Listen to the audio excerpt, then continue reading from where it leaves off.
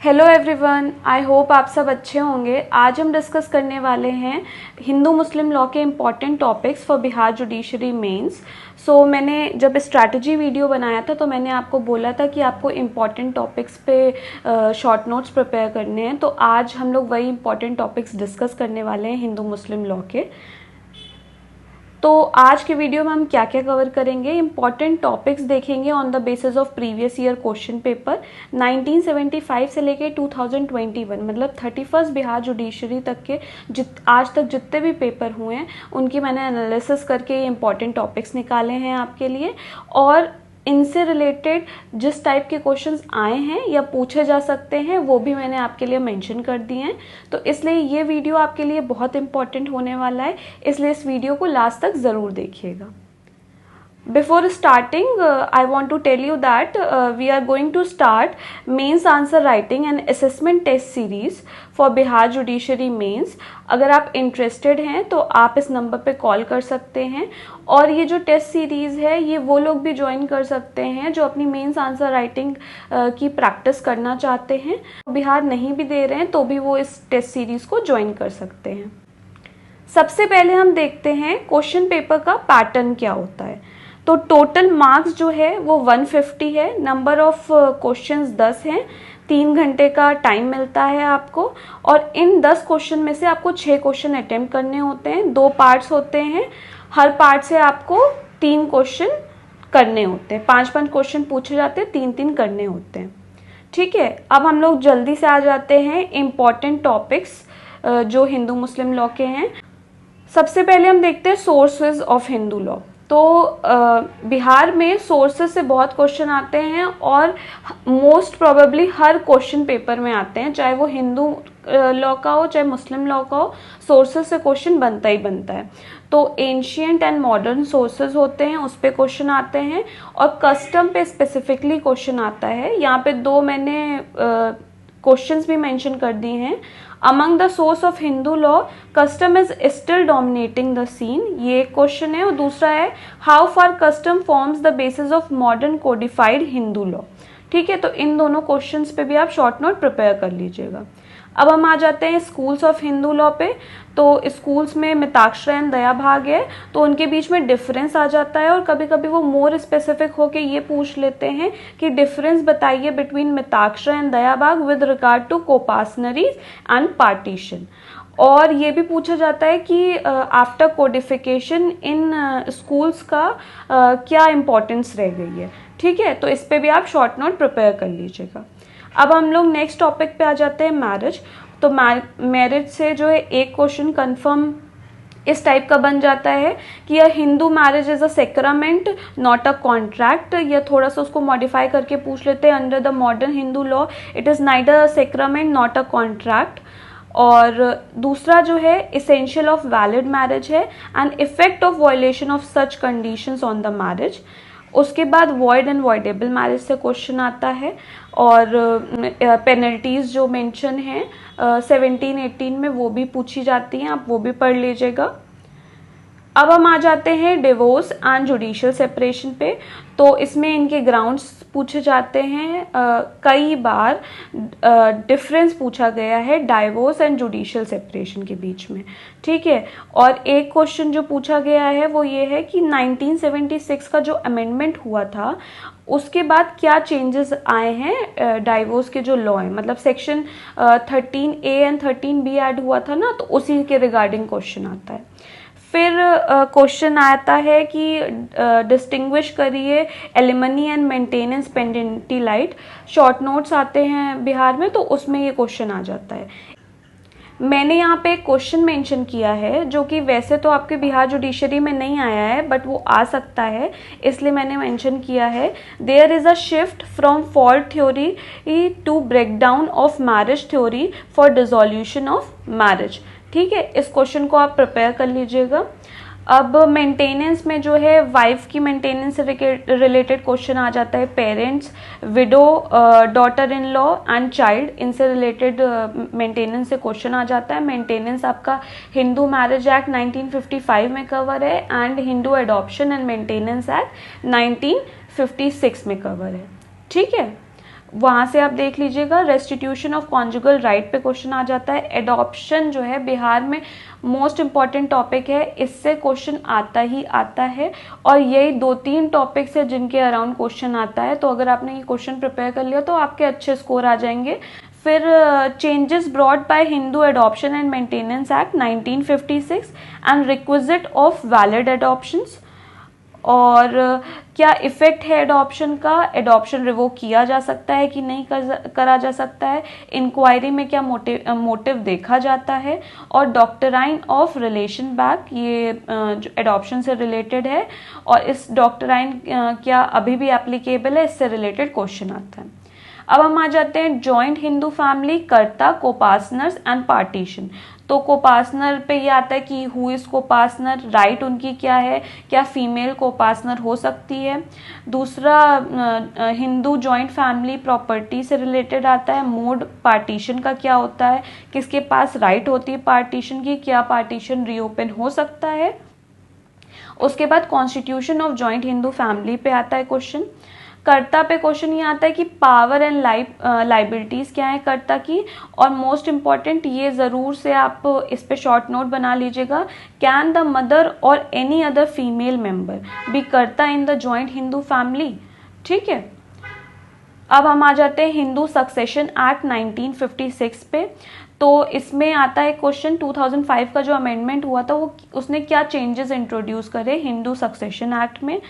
फिर distinguish between testamentary succession and anti state succession. Section 6 and 14, section 6 में पायस obligation important है, वो भी देख लीजिएगा। बाकी तो पूरा सेक्शन 6 इंपॉर्टेंट है, अच्छे से उस पर नोट्स बना लीजिएगा आप। Provision related to interstate succession of female Hindu under Hindu Succession Act 1956, और how will the property of Hindu male dying interstate devolve on his death under Hindu Succession Act। इन दोनों पे देख लीजिएगा क्वेश्चन पे। Concept of stridhan in ancient Hindu law and how it has been changed into in Hindu Succession Act 1956। ठीक है, और ये मैंने यहाँ पे एक रीसेंट केस मेंशन कर दिया है, इसको भी थोड़ा सा देख लीजिएगा, और इस पे क्वेश्चन आने के चांसेस हैं, किसी भी फॉर्म में आ सकता है बट चांसेस हैं कि ये क्वेश्चन आ सकता है।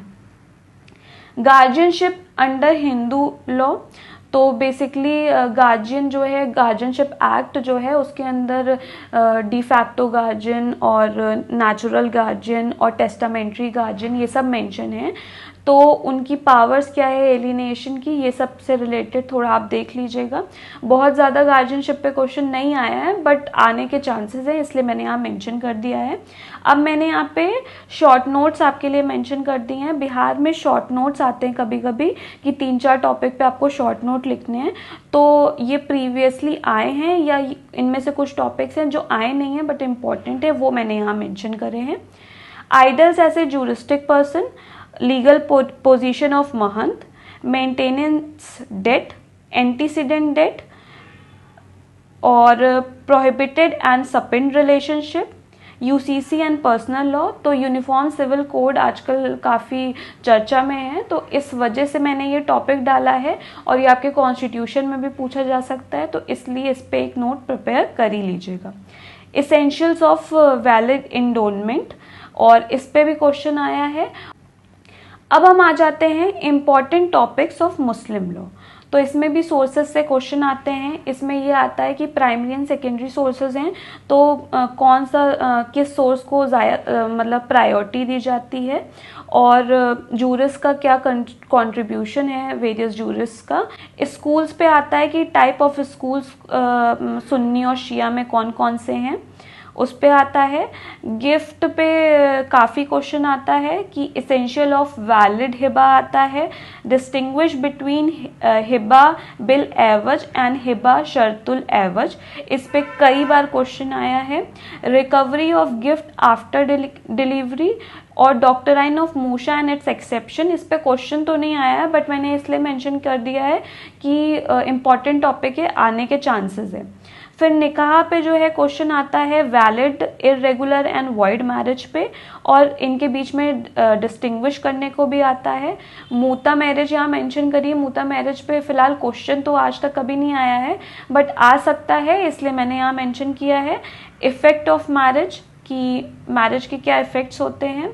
फिर एसेंशियल्स ऑफ निकाह, इसेंशियल्स ऑफ निकाह पे आज तक क्वेश्चन नहीं आया है, या तो आया है तो शायद एक दो बार आया है, बट मैंने इसका जो शॉर्ट में जितना भी वो है पॉइंट्स हैं वो मेंशन कर दिए हैं आपके लिए, ताकि आप इन पे एक बार शॉर्ट नोट ज़रूर बना लीजिएगा कि निकाह के एसेंशियल क्या होते हैं। ऑफर एंड एक्सेप्टेंस होना चाहिए, कंपिटेंसी ऑफ पार्टी होना चाहिए, no other legal disability and not to be prohibited relationship. ठीक। और एक क्वेश्चन जो आता है नेचर ऑफ मुस्लिम मैरिज, कि वो सेक्रामेंट है, कॉन्ट्रैक्ट है, सिविल कॉन्ट्रैक्ट है, इन सब पे क्वेश्चन आता है। ठीक है। अब डिसोल्यूशन ऑफ मैरिज पे नॉर्मल जो आता है कि तलाक सुन्नत, तलाक बिद्दत, ये सब तो आता ही है, और आप उसको पढ़ भी लेंगे। मैंने यहाँ पे सायरा बानो का केस मेंशन कर दिया है कि 2017 का जो केस था ट्रिपल तलाक पे, वो देख लीजिएगा। Muslim women protection of right on marriage act 2019, इसको भी एक बार देख लीजिएगा। इफेक्ट ऑफ डाइवोर्स, ये में देख लीजिएगा। डिसोल्यूशन ऑफ मैरिज एक्ट 1939, इस पे सेक्शन 2 एंड 4 है, वो देख लीजिएगा। नेक्स्ट टॉपिक है मेंटेनेंस। तो इससे रिलेटेड क्वेश्चन ये आता है कि मुस्लिम law regarding maintenance of divorced women against her husband, और इसको आपको with the help of decided cases and statutory law आपको बताना होता है। यहाँ पे मैंने आपके लिए क्रोनोलॉजी मेंशन कर दी है कि सबसे पहले शरीयत एक्ट 1937 आप मेंशन करेंगे, उसके बाद आप ये बताएंगे कि उसमें आया था शाहबानो बेगम केस 1985 का, उसके बाद एक्ट आया था the Muslim women protection of right on divorce act 1986, उसके बाद डेनियल लतीफ़ी का केस आया था 2001 में, उसके बाद शबनम बानो वर्सेस इमरान खान का केस आया था 2009 का, फिर शमीमा फारूकी वर्सेस शाहिद खान का केस आया था 2015 का। तो आपको इसी क्रोनोलॉजी में ये मेंटेनेंस वाला जो पॉइंट है वो मेंशन करना है। उसके बाद एक क्वेश्चन कई बार पूछा गया है, रीजन ऑफ पासिंग शरीयत एक्ट 1937, क्या डेवलपमेंट हुए थे इससे, और ये सब इससे रिलेटेड क्वेश्चन आता है। ठीक है। फिर उसके बाद हम लोग आ जाते हैं डावर पे, मेहर पे। तो क्या जो वाइफ है वो रिमिट कर सकती है अपना डावर होल और पार्ट में, इस पे क्वेश्चन आता है। टाइप ऑफ डावर, मतलब प्रॉम्प्ट डावर और डिफर्ड डावर जो होता है उस पे आता है क्वेश्चन। नेचर क्या होता है राइट ऑफ डावर का, और क्या रेमेडीज अवेलेबल होती हैं for the non payment of dower, तो इस पे क्वेश्चन आता है। वक्फ जो है बहुत इंपॉर्टेंट है, छोटा सा टॉपिक है, बट इससे क्वेश्चन अक्सर आप देखेंगे प्रीवियस ईयर क्वेश्चन पेपर में।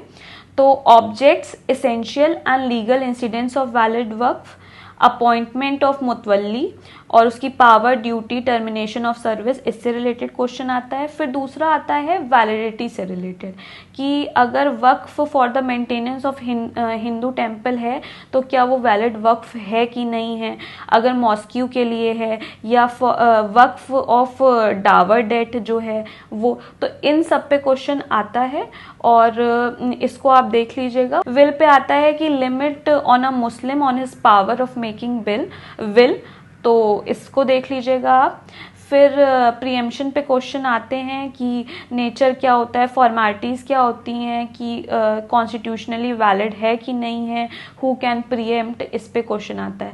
उसके बाद मैंने यहाँ पे टॉपिक्स मेंशन कर दिए हैं जो फ्रीक्वेंटली पूछे गए हैं। तो condition for valid acknowledgement, presumption of legitimacy, adoption, guardianship, hizanat और गार्जियनशिप के बीच में डिफरेंस भी आता है, iddat, doctrine of aul. Last में मैंने यहाँ पे मेंशन किया है distinction between Shia and Sunni, ये कभी कभी पूछा गया है, और इस पे जो है स्पेसिफिक क्या पूछा जाता है, distinction between Shia and Sunni on law of will या तो रूल ऑफ इनहेरिटेंस, इससे रिलेटेड क्वेश्चन आता है। इनहेरिटेंस भी थोड़ा देख लीजिएगा, उससे भी क्वेश्चन आए हैं, और लोगों को डिफ़िकल्ट लगता है, बट थोड़ा सा देख के जाएंगे तो अगर मान लीजिए आपने जितने क्वेश्चन प्रिपेयर करे हैं उनमें से नहीं आए तो आपको अटेम्प्ट करना पड़े तो एटलीस्ट आपको आइडिया हो। ठीक है। Thank you for watching. I hope आपको वीडियो अच्छा लगा होगा। अगर वीडियो अच्छा लगा है तो please like, share and subscribe.